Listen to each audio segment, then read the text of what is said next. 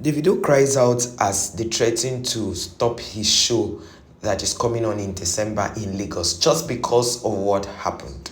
Now, do not forget, a few weeks ago, Davido's interview surfaced online where he was talking about how Nigeria is a great place, how he feels that Nigerians are great people, and how he feels that if they can open and or replicate the O2 Arena in different states in Nigeria, it is going to be a great thing for Nigerians and the Nigerian entertainment. That did not fly, it did not get, in fact, I'm sure the government did not pay attention. Sycophants did not pay attention to it.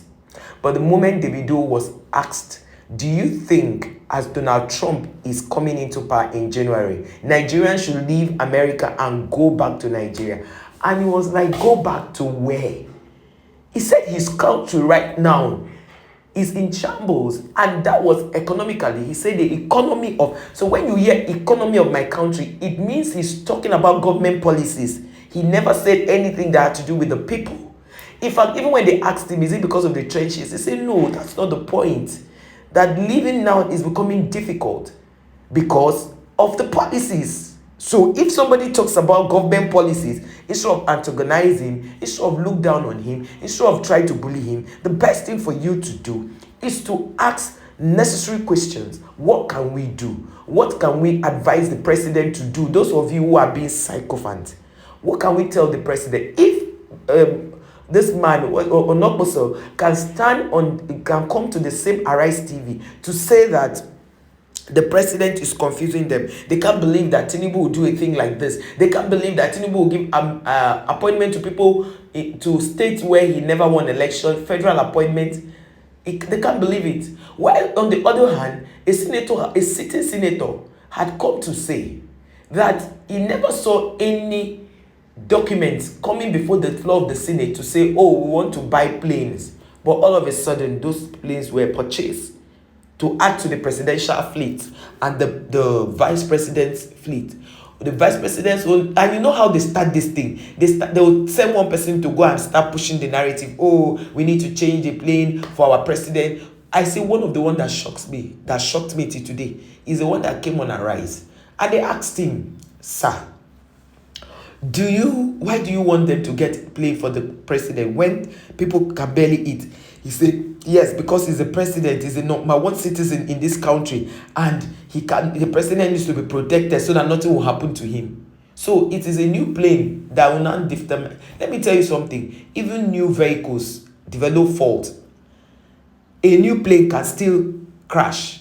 So why do you think that it is by buying a new plane that will make the president to stay alive? And he said, is it that we want to put our president in danger? Okay, no problem. They asked him a question again. They said, people are going through a lot. How come you people are buying big cars for the senators? He said, no, that the senators have to use good cars. I mentioned it in one video. They have to use good cars because the roads are bad, so that they can drive. The man said the roads are bad and you are supposed to be a senator. What are you people doing to ensure that the roads will be good? The senator was stammering. Now they talked about how much senator earned. They brought in one man. The man said, well, you will have to tell the truth that he earned 20 something million naira as salary or as monthly earning. And they're like, don't you think that was much? He said, much? That's not much. No, yes, he said that was not much, that money for a senator is small. He has to pay domestic staff, and some of them pay peanuts to their domestic staff. He has to pay domestic staff, he has to pay this one, he has to pay the laundry people, he has to pay the newspaper people, and all of those. And do you know that each senator, as they enter into their office, newspaper vendors come in, drop paper that the government pays for? You see, their committees, do you know how much they pay them for sitting allowance?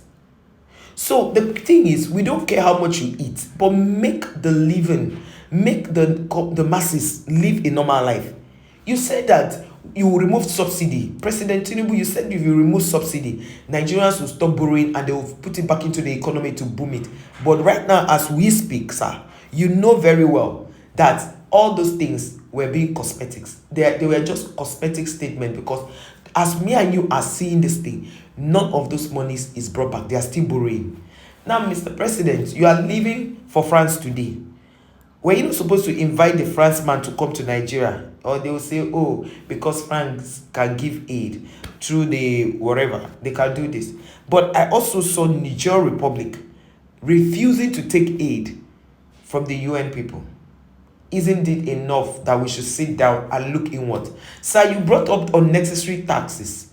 Taxes that never existed, even when, like, they were on paper but were not implemented, even when naira was, let's say, 150 to $1. But right now that you have made the living, how will I put it, expenses in Nigeria to be very high. You are bringing up unnecessary tenement rate, all those things, see, different things. Now going to the airport is becoming an uphill tax, because you have to pay a certain amount of money, and on the toll gate, we are still experiencing toll gates at the airport, which is fine because they have to use it to pay the workers and maintain the airport. But isn't it so much? A small car that used to pay 200 naira is no longer paying 200 naira. A big car that used to pay 300 naira is no longer paying 300 naira. Are we not worried about the situation of the country? Nigerians are very good people. Nigerians are very, very patient. Nigerians are very, because right now, Mr. President, you have made everybody helpless. We'll protest. You say we should not protest. We'll go out to protest. You arrest people and put in jail. So how do you want it? And meanwhile, you were number one protest man.